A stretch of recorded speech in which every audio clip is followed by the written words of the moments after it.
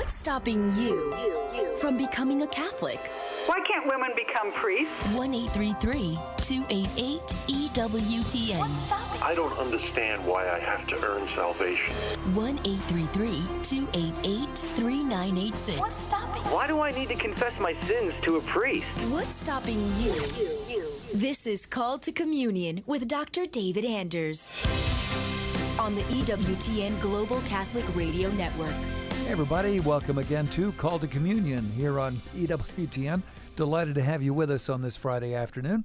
This program, of course, if you've been listening for a while, you know that this is the show for our non-Catholic brothers and sisters. If you've got a question about the Catholic faith, not quite sure where to get the answer, right here, we can do it. Here's our phone number, 833-288-EWTN. That's 833-288-3986. Outside North America, please dial 1 and then 205-271-2985. You can also text the letters EWTN to 58177. Wait for our response. Once you get it, then text us your first name and your brief question. Message and data rates may apply for some folks. Also, you could send us an email if you'd rather do that. The address for that, ctc@ewtn.com.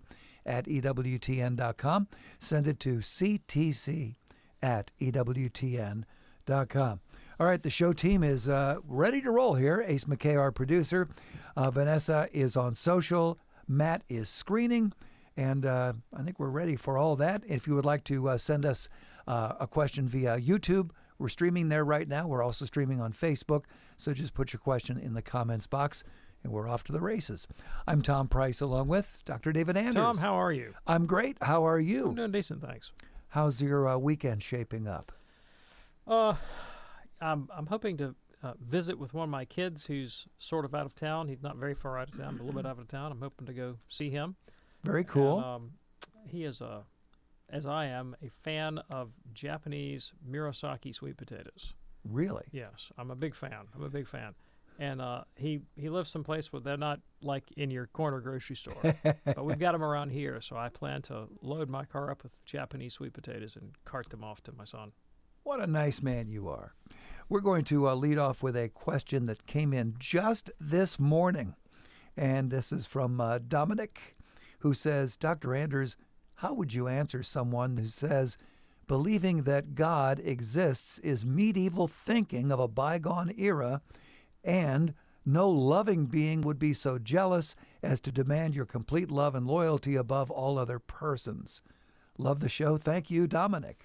Yeah, thanks. I appreciate the question. Well, I suppose believing in a God is medieval and that it was characteristic of the Middle Ages, as it was characteristic of antiquity. Yes. And as it is characteristic of modernity. Yeah. I mean, the vast majority of people throughout history have believed in a God or the gods, one way or the other. And so I think it's kind of perennial, not just medieval. And, the Catholic faith teaches, and I fully agree with the conception that it is possible to have a very superstitious notion of the divinity. And the Catholic Catechism teaches that this is a perennial possibility, that in conceiving of the gods, one can do so badly, and that one ought to continually work to purify one's conception of God. In fact, there's a whole spiritual tradition within Catholicism called the negative way, or the via negativa, or the apophatic way, which is grounded in the idea that not only my intellectual grasp of God, but my spiritual encounter with God is perfected by continually reflecting on all the things that God is not. Mm. And this is embedded in a very medieval doctrine, right? The doctrine, Thomas's doctrine of analogy, or an analogical predication, whereby we, in the same mode of, God being not like this and not like that, that everything we say about God is at best an analogy. At best an analogy, because we're talking here about, what does the word God mean? Well, to a classical theist and to a Catholic, God means, where does the buck stop? Where does the explanatory buck stop? This morning I was actually reading sections of the ancient philosopher Plotinus, and he was talking about his conception of the one, or the good, and he basically said, look, people who, and he's not a Christian, he's a pagan, and he says, look, people who look around the world and they think that explanation terminates in the concrete material objects around you are quite naive. because, my coffee cup does not possess within itself a sufficient explanation for its existence. It exists in virtue of, and not just the manufacturers that put the coffee cup together and sold it as styrofoam, not that kind of causality, but in virtue of, say, the principles of physics and chemistry, right, that hold it together. Sure. And those themselves are not self-explanatory, but they exist in virtue of higher principles. And these are all working simultaneously and hierarchically from the top down. And whenever you get to the top of that explanatory hierarchy, I mean, everyone knows that we don't know what that is. We don't know what's at the top of the explanatory hierarchy. We just know that there is one. The physicist David Merman was once, somebody put the question to him about the nature of matter. Uh-huh. We don't even know what matter is. We know how to describe it mathematically. We know how to map it. We know how to predict some of its behavior. But what the heck is the stuff? Right? They put this question to Merman, and his answer was shut up and calculate. In other words, we don't know what matter is. Like it escapes our grasp, right? At some level, we keep drilling down to deeper and deeper levels of analysis and finding yet more and more mysteries, and it becomes to look less and less and less like matter the deeper down you go, right? And the same thing works as you go upwards in the explanatory hierarchy. Sure. There's something in virtue of which things are. I don't know what that is. That's what Catholics mean by the concept of God. I don't think that's naive or medieval at all. I mean, it is medieval insofar as the medievals were not stupid people.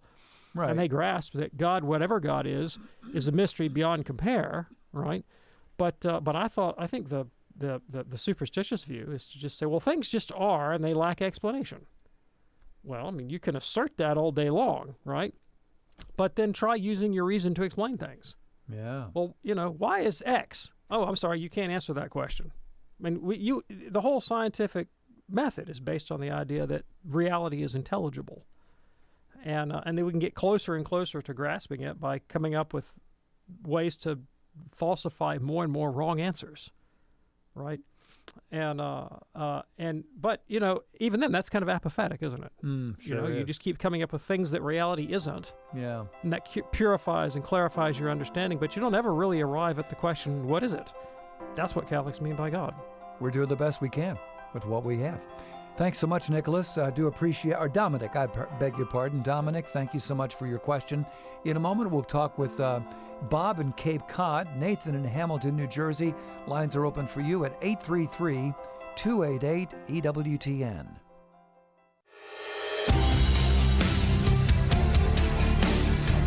It's called to Communion with Dr. David Anders on this Friday afternoon here on EWTN. Delighted to have you with us.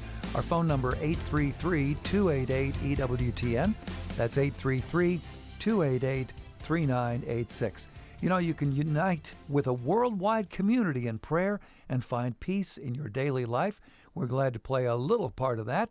EWTN Radio has been a place for you to pray the Holy Rosary together with us twice daily. We've been doing it for many years, every morning at 5:30 in the morning Eastern with Mother Angelica, every evening at 9:30 p.m. Eastern with Father Benedict Rochelle, right here on EWTN Radio. So please join us if you can.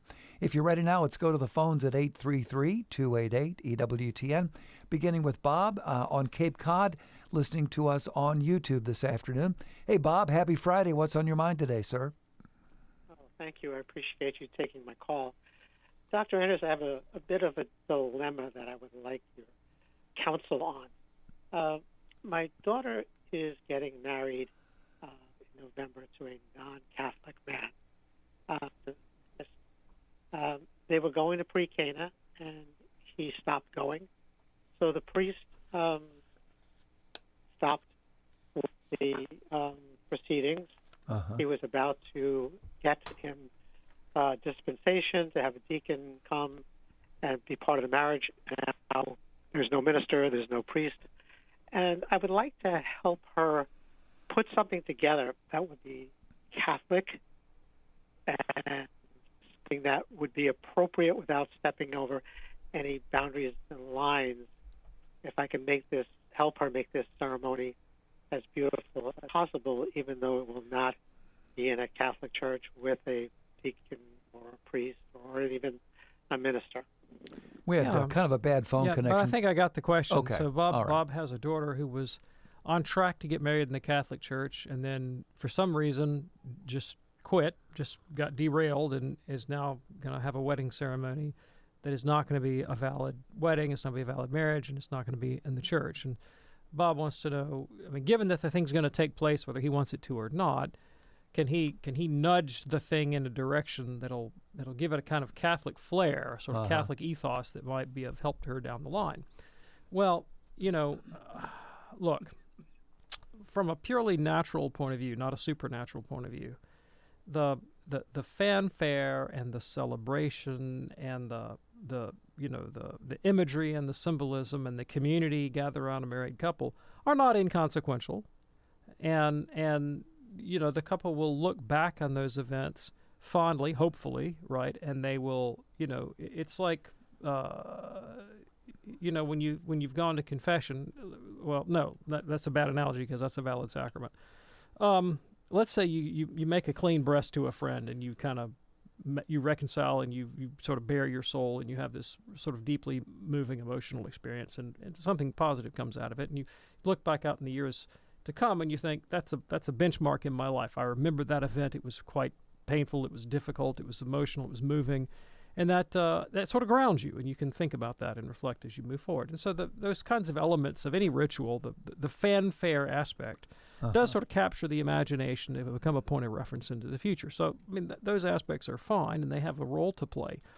But when you talk about making it as Catholic as possible, ultimately, the Catholicizing aspect is not so much the fanfare and the celebratory element as it is the promise. To what am I committing myself? Mm-hmm. And, the Church's requirement to marry in front of a priest or a deacon is not arbitrary. There is a kind of intelligibility to it, because one of the things that a Catholic is promising to do if they enter into a valid marriage, especially if the marriage is going to be sacramental, and not all valid marriages are sacramental. Some marriages are valid but not sacramental, but especially if it's a sacramental marriage, you're intending to create a certain kind of community, namely a cell, if you will, of the Catholic Church. You're intending to create a domestic church over which the parents have a kind of quasi-priestly authority, and to bring the children up in the Catholic faith and to witness and mirror by their lives the nature of Christ's relationship to the church, which is self-sacrifice for the sake of sanctifying the other. And because Catholic marriage is an essential institution of the church, just like the way a parish is, right? Imagine wanting to consecrate a parish without a bishop. Weird. I mean, it's like, it doesn't make any sense. No. It doesn't make sense. No, I mean, like, in the same way, you can't create a Catholic institution separate from the church, right? And marriage is a Catholic institution, right? Yeah. And so, I don't know how you capture the concept of committing myself to being in an ecclesial state in the Catholic Church by not being in the Catholic Church. All right, that part is going to be dramatically missing. On the other hand, the element of, I want to love this person and build a family with them and lay down my life for them till death do us part, rich and poor and all the rest of it. Yeah, that you could say those words, and you could intend them, in fact. And I think that's the part that you would have to lay the greatest stress on, right? What is the intent here that they're entering into? What's the kind of relationship they want to accomplish, they want to contract? Are they in this for something bigger than themselves? Are they in this to sacrifice their lives for the benefit of the other and the children that will come into the world and ultimately for society? Or is this about fundamentally making me happy? If it's the latter, well, yeah, that's a relationship that's going to start off, on pretty thin ice. Yeah. Bob, is that helpful for you, sir? Yes. Thank you. I appreciate it. Well, thank you so much. You in my prayers. Thank you, Bob. Appreciate your call. That opens up a line for you right now at 833-288-EWTN. That's 833-288-3986. Call to communion on this Friday afternoon here on EWTN. Let's go to Miguel now in El Centro, California, listening on Sirius XM, channel 130. Hello, Miguel. What's on your mind today, sir? Hello, guys. Hello, Dr. David Anders. Just calling to say my father unfortunately passed away this morning, and I was wanted to ask, my family has decided to want to donate a portion of his body to science. I guess the rest of a portion of the body we're going to, cremate it. Is that a mortal sin? I mean, what do I do with this portion of his body's ashes? What do you suggest, Dr. David Anders? Yeah, thank you. So it's not immoral for a Catholic to donate their body or part of their body to science or organ donation, these sorts of things. It's a giving act to try to benefit society and the common good and some other person. So it's not intrinsically immoral. But what we do need to do is that we need to make arrangements so that the remains, after they've been treated and however they're going to be treated, that those remains be returned for burial or cremation or internment according to proper Catholic rites. And of course, you should not neglect the memorial mass for the soul of your father. Sure, and we're very sorry about your loss. Miguel, thank you so much for your call today. Call to communion here on EWTN. Still time for your phone call at 833-288-EWTN. That's 833-288-3986. Nicholas is watching us on YouTube this afternoon. Nicholas says, I'm legally blind and pursuing becoming Catholic. My wife is agnostic. We married via an Anglican reverend. Will I be able to receive communion? And how can I gently encourage her toward Christ? Yeah, thanks, Michael. I really appreciate the question. Nicholas. Oh, sorry, Nicholas. Yeah. Sorry, Nicholas. So if you were not Catholic at the time of your marriage in the Anglican rite, then the Church would presume the validity of your marriage. And so becoming Catholic does not make your marriage invalid. It was presumed to be valid, and so there should be no barrier to receiving communion, unless, of course, there's some other marriage that we're not aware of. If you've been married more than once, and maybe there was a divorce in there, you might have to get an annulment. But if this is your first marriage and there's no other marriage we have to worry about, then we're going to presume validity, and that's not a problem at all. How can you gently encourage your wife towards Christ? I think the best way to do that is to give yourself as generously as you can to the practice of your Catholic faith for the purpose of becoming a better husband to your wife. If Catholicism, if she sees a difference in your life, and in particular in the way you treat her, that she can credit to the Catholic faith, that'll do more than anything else to persuade her of the value of the Catholic faith. Goes a long way, doesn't it? It really, really does. Nicholas, thanks so much for checking in with us via YouTube. Call to communion here on EWTN. Let's go to Brian now. Brian is a first-time caller from Kentucky, listening on Savior Radio. Hello, Brian. What's on your mind today, sir?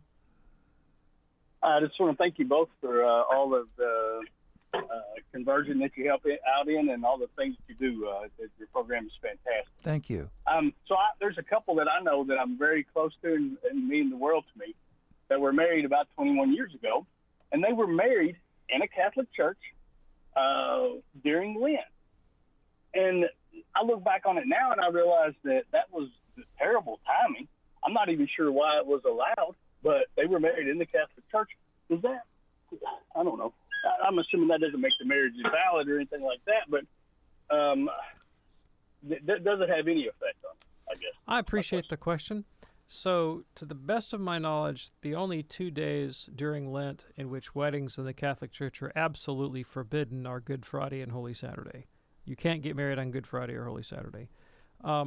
Lent is, not, like you said, not the ideal time to be married, but there's not a universal prohibition on marriages during Lent. Okay. So should you be concerned about your friend's marriage? Not on that basis, no. Okay. Brian, thanks so much for checking in from Kentucky, listening there on Savior Radio. Nathan called us from Hamilton, New Jersey. Couldn't stay on the phone, but he asked, what are tradition and magisterium? I really only know about the Bible. Yeah, thanks. I really appreciate the question. So let's start with tradition. And I'll illustrate, rather than giving you a definition, I'll illustrate something that you do already know by tradition. You don't realize that you know it by tradition, but you know it by tradition. Okay. You mentioned the Bible. Where do you think the Bible came from? You say, oh, well, God inspired human authors to put down his words on paper. Okay, yeah, great. How do we know that? If I tell you, God inspired me to write this, and I write a text and hand it to you, are you going to treat that as the Bible? just because I say so? No, of course not, right? Lots of people have claimed that God has told them things and written it down. Why these books? Why not all the other books that meet that description? And how do you know you have all the right ones? We got 27 books in the New Testament. Should there be 29? Should there be 24? Why these 27? The answer to that question is the tradition of the Catholic Church put the list together. And so you can't even advert to the Bible without implicitly acknowledging the role that Catholic tradition played in its construction. So tradition is a means of handing on the truth about Christ from the beginning, what Christ taught and the apostles taught, and how the church has lived it, and it's the ongoing handing on of divine revelation from the days of Christ to our present day. Now, one form of tradition is the Holy Scriptures, but there are others, and I mentioned one to you right now, which is how, in fact, is the Bible to be put together. The Bible itself does not answer that question. You can only know that by adverting to sacred tradition. There's a lot of other things you know from sacred tradition. So here's one. What's a baptism? Well, Anders, that's obvious. Baptism, you water, put on person, Father, Son, Holy Spirit, you're baptized. How do you know that? The Bible doesn't actually describe it. The Bible commands baptism. Yes, it does. It says, go baptize people in the name of the Father, Son, and Holy Spirit. What does that mean? You just assume you know what it means. But, I mean, baptize could mean, I don't know, inscribe with a Sharpie marker.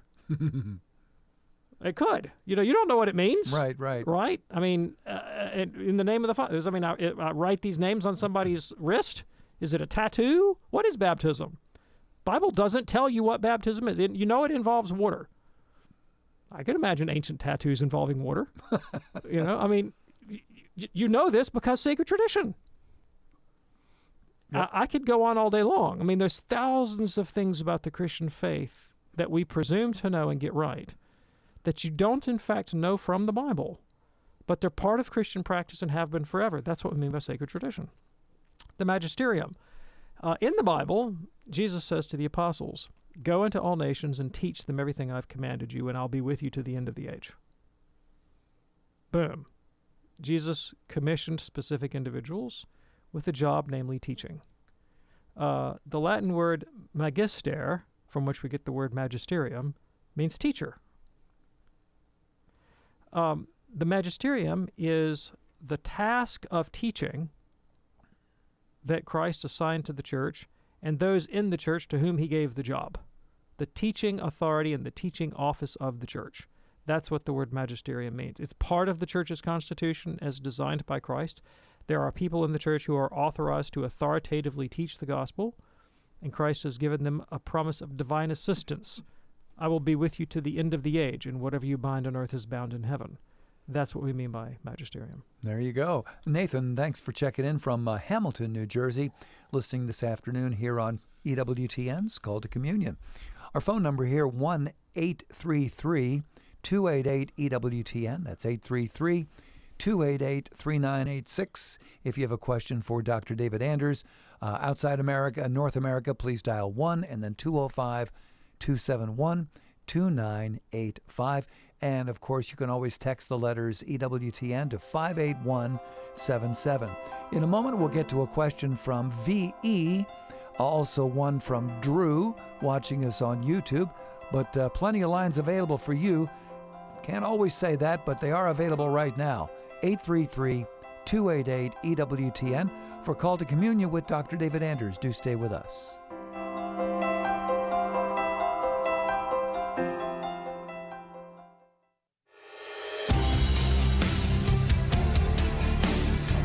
Glad you're with us for the Friday edition of Call to Communion here on EWTN. Lines are open for you at 833-288-EWTN. Calls are coming in, but there's a line with your name on it, 833-288-3986. Like to congratulate our friends there at KQHE. That is 92.7 FM. They're celebrating 12 years as an EWTN radio partner. Steve Mullins and his team there at Queen of Heaven and Earth Radio. They're serving the Fairbanks, Alaska area. Very happy to be on this wonderful journey with them there at KQHE in Alaska. How about that? Here's a question now from Drew watching us on YouTube. Why do Catholics believe in the Filioque way? We'll have to define that. And Orthodox Christians do not. Yeah, thanks. I appreciate the question. So, first of all, Catholics believe in the Filioque because we believe that divine revelation has taught the Filioque, and the sacred magisterium of the Church has confirmed the Filioque. To say, do Orthodox believe in the Filioque? Well, there are many Orthodox who deny the dogma of the Filioque. There are others who have less of a problem with the dogma and more of a problem with the fact that the Pope promulgated it, that the Pope defined it. And the issue that they have is not as much the dogma, although there are those that object to the dogma, as to the fact that the Pope, as they saw it, was messing about with the creed without the benefit of an ecumenical council. And so the Filioque has become a key sticking point, and has been for 1,000 years between the East and the West. I mean, if you're Orthodox and you're kicking around for a reason to reject the Pope, well, the Filioque always lands near at hand. And I'm not saying that there aren't substantive theological issues at stake. There are, but sometimes it's like a friend of mine fellow I know of who teaches at an Orthodox seminary in Albania said of many of his compatriots, he says they don't really know why they hate Catholics so much. There's just long-standing cultural animosity between the three traditions. And if you're like, okay, why do we hate them again? Oh, yeah, the Filioque. Is this like the Hatfields and the McCoys? Yeah, exactly. Maybe. There's a good bit of that, But yeah, so there you go. Okay, so what is the Filioque? Oh, yeah, thank you. The Filioque is the line, and thank you for you. I should say that, shouldn't I? It's a Latin phrase that means "and the Son," and it's the portion of the Nicene Creed that's recited in the Latin Church that speaks of the Holy Spirit proceeding from the Father and the Son. Okay. And the original version of the Nicene Creed that's still recited in the Christian East is, I believe, in the Holy Spirit that proceeds from the Father. And they just don't add the phrase "and the Son." Well, okay. Appreciate that. And Drew, thanks for watching us on YouTube this afternoon. Let's go to Joe now, first-time caller from Ocean City, Maryland, also watching on YouTube. Hey, Joe, what's on your mind today? Oh, good afternoon. Yeah, I'd like to know, I'm Catholic, and, I've been going to confession all my life. Last time I went to confession, I didn't realize the priest had left the confessional. Everything was lit up except, where he was. And I went in there and made my confession. Then I was waiting for the priest, to say something to me. He said nothing. So I thought it was a good time or circumstance. I'd like to know from Dr. Andrews if I made a good confession. Yeah, thank you. I appreciate the question. So it is always salutary to do an examination of conscience and to confess one's faults to God, to oneself, to a friend, and there's value in that. However, without the priestly absolution, it lacks the value of sacramental confession, right? So you don't get the grace of the sacrament from that. I'm not saying there was no spiritual benefit. There may have been a spiritual benefit, but you didn't receive the same benefit had the priest been there to hear a confession and grant you absolution.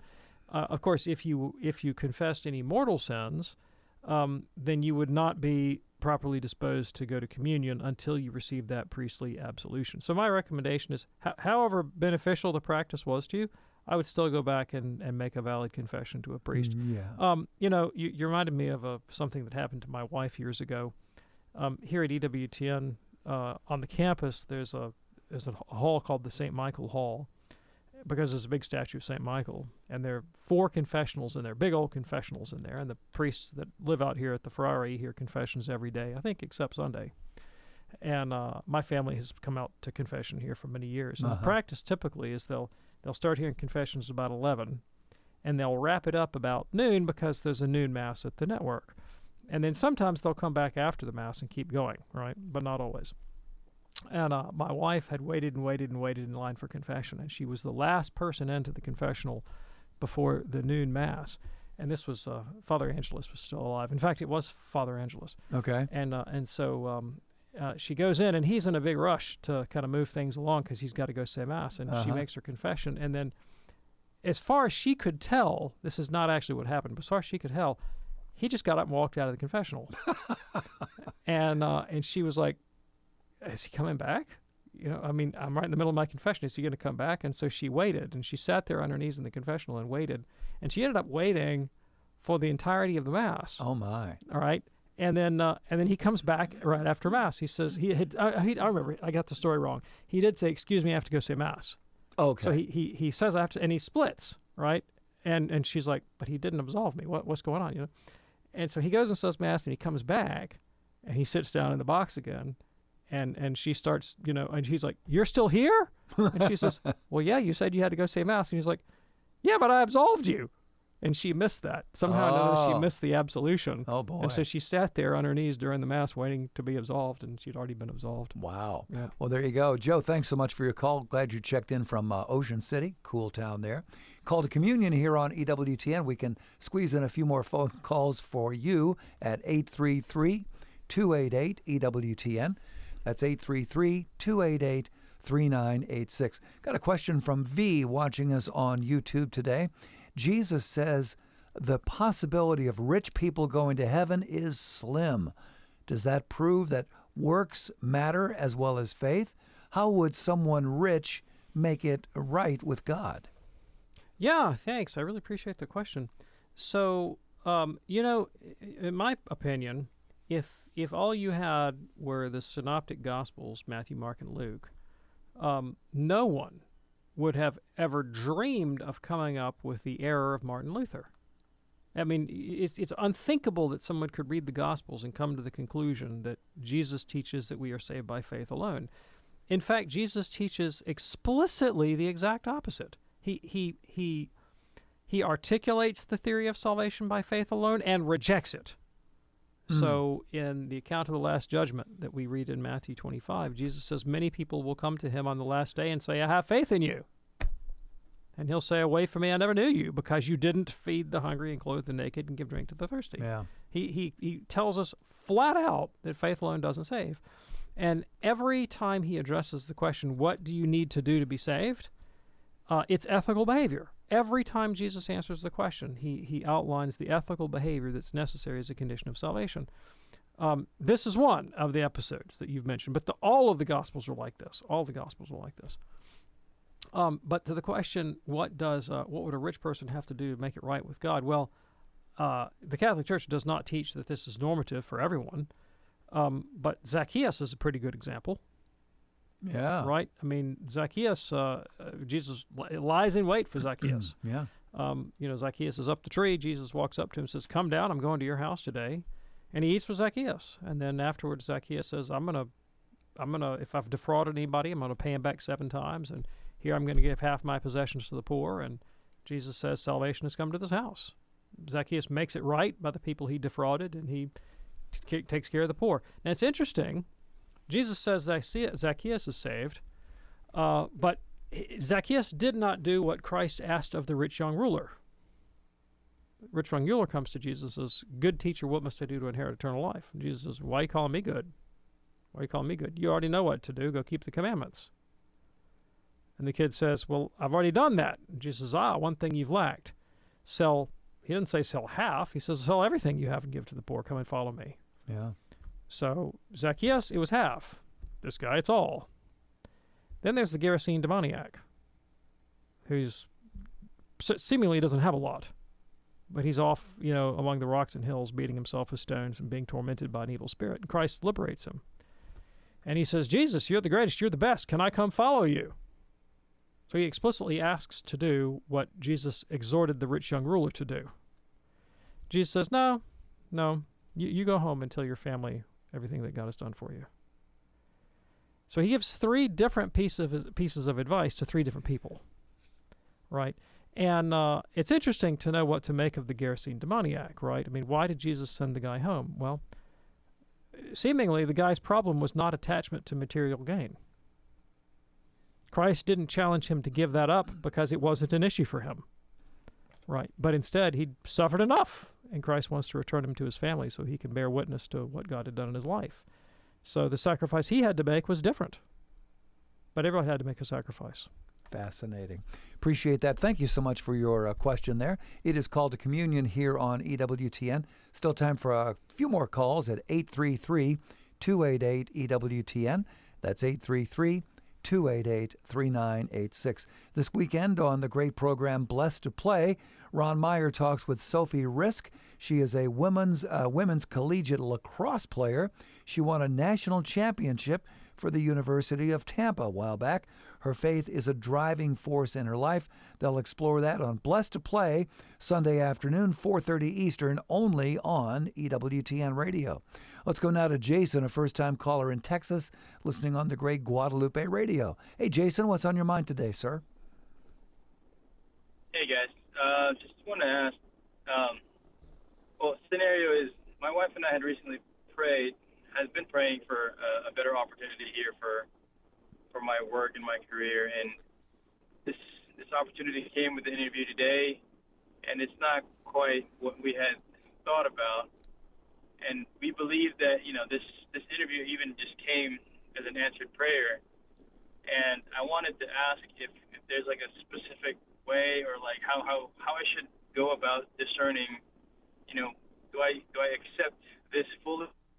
Because I just feel like I want to take matters into my own hands and perhaps look for a different job elsewhere. But I do feel that this opportunity here that I just had an interview with is, an answered prayer for us. So I'm just kind of put things in my own hands and, really trusting in God. Yeah, I understand the dilemma that you're facing, and I appreciate the question. So I totally understand the desire to have God tell me what to do, right? I wanna spin the prayer dial and have the needle fall definitively on this answer, and know this is the right way forward. And I understand that because uncertainty and indecision can be agonizing, especially when your family's welfare is at stake. I remember I was faced with a similar decision years ago when I was discerning where to go to graduate school for my PhD. And I had been accepted at several places, and I had been offered good packages at different ones. And I knew that everyone had something unique about it that differentiated it profoundly from the other options, and that the choice that I made would have a huge impact on the course of the rest of my life and my children and my wife. I was trying to pick between enormously different lives, and they were all good. They were all moral, all acceptable, and profoundly different. And I had absolutely no principled way to sort of snap my fingers and know the right thing to do. And what I wanted in that context, and I got so anxious about it, I started having panic attacks. I was really worked up about it, right? And what I wanted was some form of Christian divination. I wanted to be able to, as it were, cast lots, and then have certainty that the lot would fall to an answer, and then have some principled way of knowing, that's the sign that God wants me to go to X, right? And what I did, I think, in hindsight, is, and this is all very subconscious in me, right, is that I started trying to arbitrarily assign supernatural significance to little environmental, social behavioral cues, and I was tried to sort of pick them out of my experience and go, well, that must be a divine sign, and that must be a divine sign, right? And I think all of us do this to a certain extent, because what I wanted to do is I wanted divine sanction for my intuitions. I had kind of an intuition about what I wanted to do, right? And what I wanted to do, what I wanted was for God to validate that intuition so that I could know with certainty I was making the right choice. Yeah. And I now look back on that as profoundly misguided and irrational. I don't think my choice was the wrong choice. I think I ended up doing something that turned out to be very good for me and my family and my Catholic faith, etc. But I think that desire to kind of cast lots with God and have Him validate my choice and give me these little tokens and signs after the fact is kind of it's sort of a willful self-deception. I'm trying to justify my decision, and I'm trying to enlist God's help so that I can give divine sanction to what, after all, at the end of the day, is just my own intuition. I now, as a Catholic who's been Catholic for, well over 20 years, and I'm 54 years old and have 5 kids and grandkids, and I've lived life a long time, I have a profoundly different view on the nature of decision-making, which is really what you're faced with, right? And, if you read the doctrines of the church and the great spiritual writers, they don't really talk about this business of, how do I, how can I figure out what God is definitively telling me to do in this concrete circumstance? They don't talk that way, right? Thomas Aquinas, of course, is the great theologian of the tradition. When he talks about decision-making, he doesn't talk like that way. He talks instead about the virtue of prudence, which is, in fact, the virtue of good decision-making. Now, Jason, I don't know how old you are, but from your voice, you sound like you're younger than I am. Now, maybe you're tons wiser than I was at your age. I was not very wise, okay? And for me, at that age, when I was in my 20s, that desire that I had for certainty had as much to do with my own moral immaturity and lack of wisdom as anything else, right? Because what I wanted was to know with absolute confidence the right thing to do without, and to sort of remove that anxiety. But indecision and indeterminacy and not knowing the right thing to do were endemic to my state of life, given my age and the impossibility of knowing the future. Now I look at this thing very differently. If I don't know what to do in a concrete circumstance, what St. Thomas tells me to do is seek counsel. Seek counsel. Now, if I'm trying to make a decision, I'm not trying to figure out what fleece to lay in front of God. I'm trying to figure out who knows more about this than I do. Who knows more about this than I do? A little more pragmatic. Yeah, and Thomas talks about an ancillary, related virtue to prudence, which is docility. That is the ability to take counsel and to be teachable. And so when I'm making a decision now, these days at age 54, I operate very differently. Yeah, I'll pray about it to be sure. But I'm gonna talk to experts. Sure. Right? I'm going to talk to experience. I'm going to talk to a lot of them, and I'm going to start looking for convergence in their counsel. And I'm going to consider my state of life. And so, if it's about employment and my family, then, ultimately it's going to be less about, what makes me happy, and more about what is the best thing for me to live my vocation as a married husband and a father to take care of my wife and my kids, right? So, give you an example. My dad, when my dad was, say, 20 years old, what he really wanted to do was go in business with his father. That's what he really wanted to do. My granddad was an entrepreneur who had a car rental business. But my father realized at some point that the business was not big enough to support 2 or even 3 families, and he had several brothers that wanted to go into business with Granddad too. So he goes to his father. See, he seeks counsel. And he says, Dad, I don't think the business can support all of us. What should I do? And his father said, well, Louis, you're right. It can't. Go to law school. My dad didn't want to go to law school. He went to law school. He was for, 50 years, year after year, listed in Harvard's best lawyers in America. He was a fantastic lawyer. He did not love lawyering. It was not his whole life. He always wanted to be an entrepreneur. But he practiced a profession that he was really good at so he could take care of his family because that was the right thing for his vocation and his state of life. And he made the decision in response to taking counsel, right? But he enjoyed it okay. Yeah. But there was always like this little niggling piece of lack of satisfaction, this desire to get into business. And he did try a number of businesses, and some of them worked and some of them failed miserably, right? Which he would never have been able to do if he hadn't practiced law. Well, that's true. Jason, is that helpful for you? It is. Yes, thank you. It's definitely need to consider the state of life with, one income with mine and my wife and young children. We'll be pulling for you, Jason. Thanks so much for your call. Let's go to Sharon in Rapid City right now. And Sharon is listening on, let me click the thing here, Real Presence Radio. Fantastic. Hey, Sharon, what's on your mind today? Hi, thank you for taking my call. I have an ex-husband. He was my first husband. He was cradle Catholic and said to me that I had to agree to raise the children Catholic, which we did. Unfortunately, we did get a divorce and an annulment. But my ex-husband, we have 3 children together, and he is dying of chronic kidney disease right now. Oh. His daughter is very Catholic and actually brought me back into the church. And my ex-husband wants to have just be buried and then have a party at the bowling alley because he was a good bowler. He wants no spiritual funeral at all. He turned away from the Catholic Church. He married someone out of the Catholic Church, and she has no faith.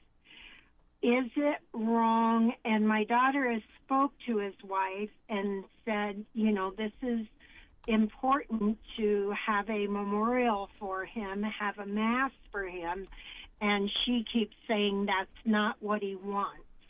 Is it wrong to have a memorial mass for him? Okay, so you cannot have the sort of full-on Catholic funeral for someone who has willfully left the church and renounced the faith and not been reconciled, right?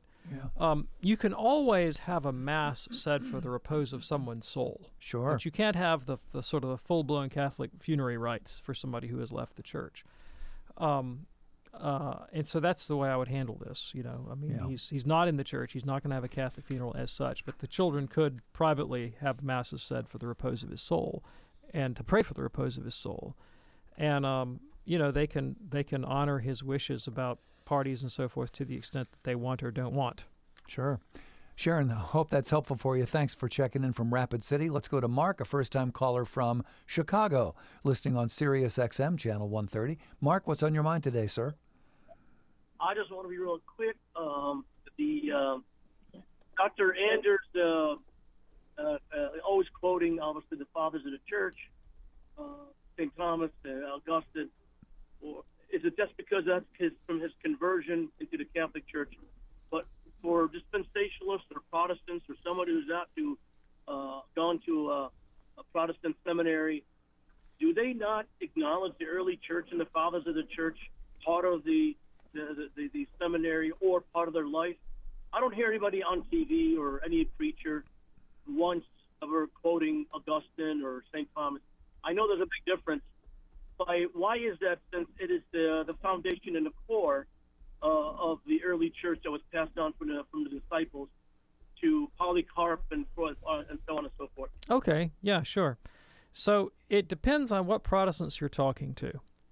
If you were to go into certain Lutheran churches, certain Presbyterian churches, certain Anglican churches, you would absolutely find references to the church fathers, and they would probably quote Augustine more than anybody else. And they know all about them, and they are fond of them, and it's important to them to establish some kind of continuity between their church and the ancient Christian fathers. So you will definitely find that in certain Protestant traditions. There is an evangelical theologian by the name of Thomas Oden, who edited the Ancient Christian Commentary series on Sacred Scripture, which is published by InterVarsity Press, which is an evangelical Protestant press. And it is a lengthy commentary series that consists only in patristic commentary on the Bible. And it's pretty darn good, actually. I mean, I would recommend Thomas Oden's patristic commentary on the Bible. There was a theologian at Princeton Theological Seminary named Diogenes Allen, who I first encountered because of his book, Philosophy for Understanding Theology.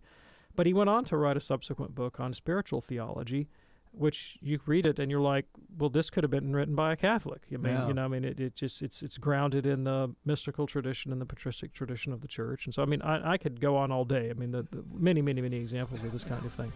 The TV preachers that you're talking about, oh no, they don't even. Some of those guys don't even know that there were church fathers, right? I mean, seriously. I mean, they have a completely different spirituality, ecclesiology, and view of history. So it really depends on the Protestants that you're talking about. Mark, thanks so much for your call. We also got a question from Kevin watching us on YouTube. Don't have enough time to answer that question, Kevin, but we're going to hold it over for our next program. Dr. David Anders, have that great weekend. Hey, thanks, Tom. Hope everybody does as well. We do this program Monday through Friday, 2 p.m. Eastern, right here on EWTN Radio. Check out the podcast at EWTN's Podcast Central, EWTN.com/podcast. On behalf of our fantastic team, I'm Tom Price along with Dr. David Anders. Get busy. Have that wonderful weekend. See you next time here on EWTN's Call to Communion. Have a great one. God bless.